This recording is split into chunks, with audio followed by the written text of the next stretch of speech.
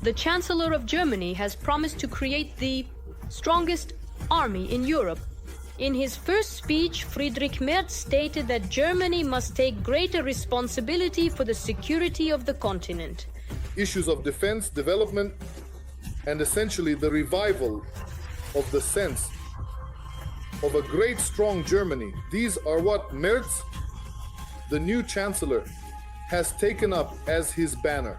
Germany wants to restore its power. It wants to reclaim its leading position in Europe. To realize its ambitions, Germany plans to increase defense spending and invest in the modernization of its armed forces. Merz noted that the country is obliged to fulfill its commitments to NATO and its partners. Now, the situation is fundamentally changing. The European Union, and after all, Germany is the heart of the Eurasian Union, the driving force behind its economic development. So, the European Union is now facing the unprecedented challenges in a whole range of areas, the challenges it has never encountered before, especially not in such numbers.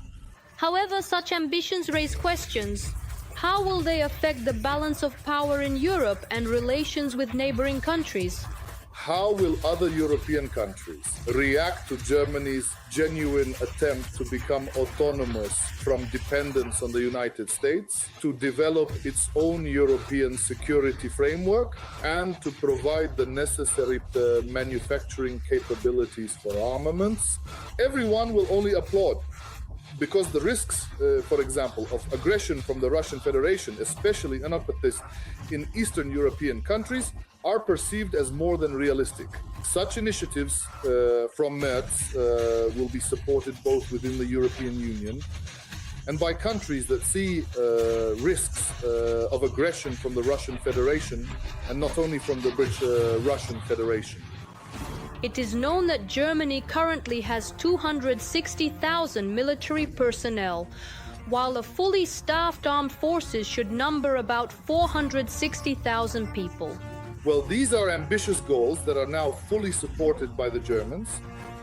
Merz currently has a trust rating, and according to recent sociological data I saw, Germans support Merz and are ready to follow him in achieving these goals.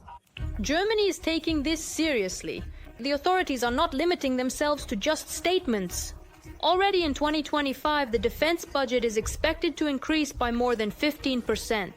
At the same time, large-scale investments in the army and military infrastructure are being planned. This will also create opportunities for investment, because there is a lot of money in Germany that is looking for additional, let's say, niches for investment. These are jobs, and this is an absolutely new role for Germany. Let me repeat.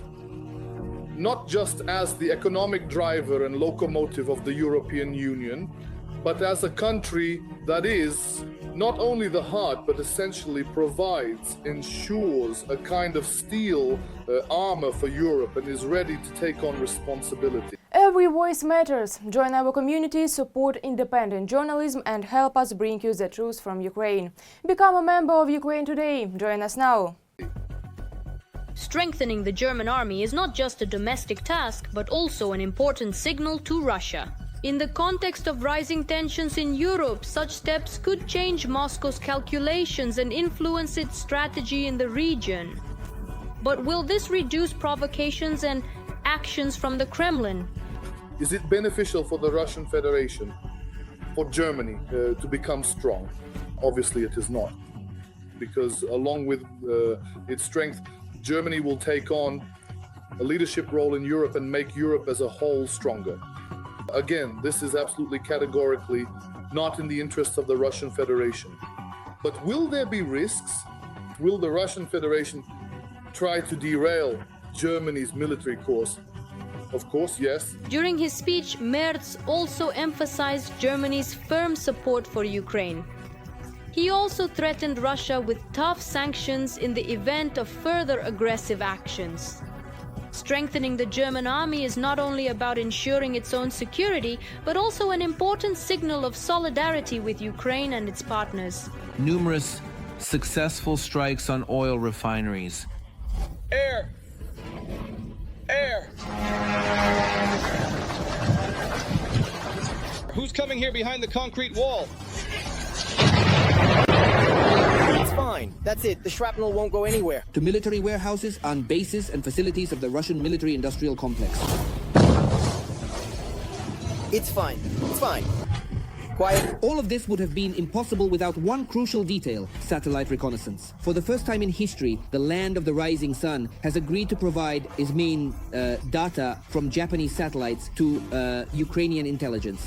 Japan has agreed to provide geospatial data to the Ukrainian intelligence community.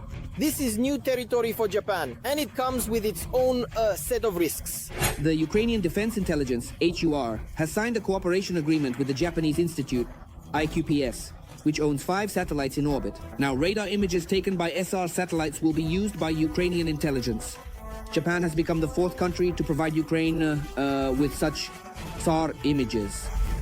Ukraine already has access to SR systems from Finland's AIS-A, Germany's SAR Lupe and SARA, Italy's Cosmo Sky Med 1 and 2, and now Japan's IQPS.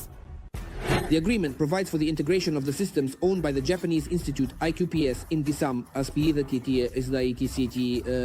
into the platforms used by the Ukrainian Main Intelligence Directorate. Separately, experts and analysts note the supply of SR data from Japan, which is generated using synthetic aperture radar technology, and significantly assists Ukrainian intelligence. The Main Intelligence Directorate of the Ministry of Defense uses these satellite images to identify locations of permanent or temporary deployment of personnel, movements of units of Russian occupation forces, permanent locations of air defense and missile defense systems.